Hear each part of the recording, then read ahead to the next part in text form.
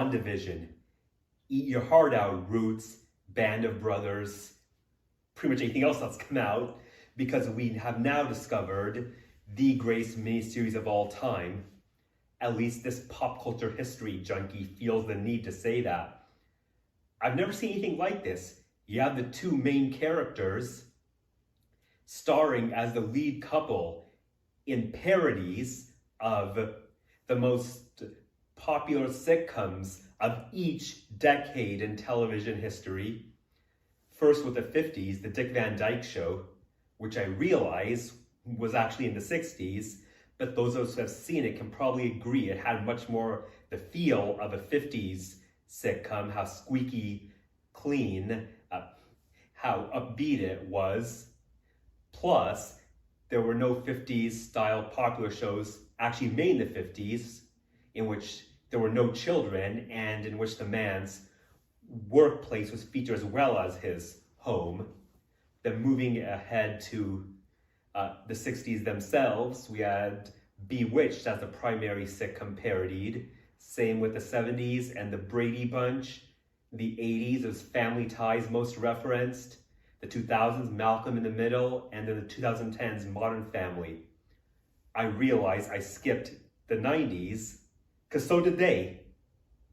It seemed like they're specifically trying to omit the 90s from all of TV history, given Family Ties ended in 1989 and Malcolm in the Middle debuted in 2000. I don't get it. Home Improvement, Family Matters, Fresh Prince of Bel-Air, Full House, nothing was good enough? Full House really seemed like a missed opportunity because Elizabeth Olsen's real-life sisters were the stars of that show.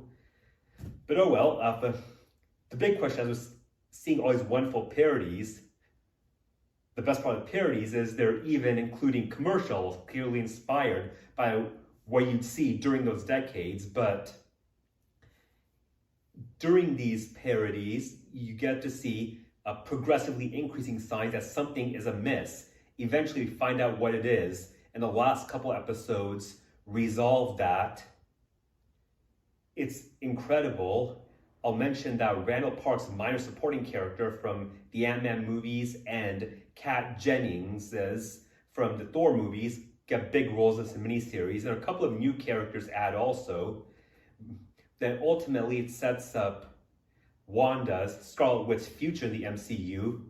I know she's supposed to be a Doctor Strange movie coming out this year, that Doctor Strange sequel, so I'm excited to see what that is. And as far as Vision, those of you who have read my Avengers Endgame review know that I was really upset. Vision was not even explicitly mentioned in that movie.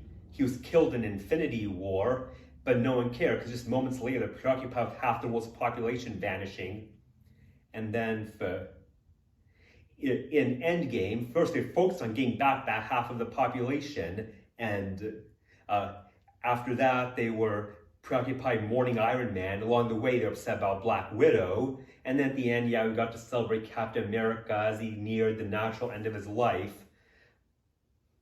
But now Vision gets a whole miniseries devoted to him like this. Ultimately, a bigger goodbye than Iron Man, Black Widow, Captain America, or any fictional character in any story ever, really. This 9-episode miniseries in which you make peace with his loss.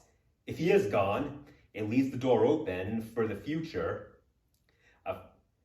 Whatever happens, I'm very excited. The MCU is now batting 1,000, not just with their movies, but with their streaming shows. So those of you who are fans, definitely watch this before the next miniseries, the Falcon and the Winter Soldier debuts, and then we can all enjoy that together. One last thing I'll mention, when Paul Bettany first became famous,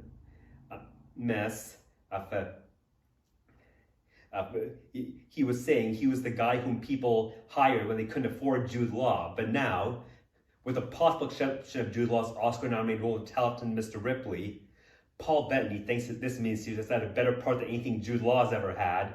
And Elizabeth Olsen, from reading my blog, she's one of my biggest celebrity crushes. Ironically, I was never a fan of her sisters, but She's awesome. So watch them, watch everyone else in this terrific show. For further thoughts, you can go to my written blog, autisticartcritic.com. Also follow us on Facebook, and don't forget to hit the subscribe button below. Thank you.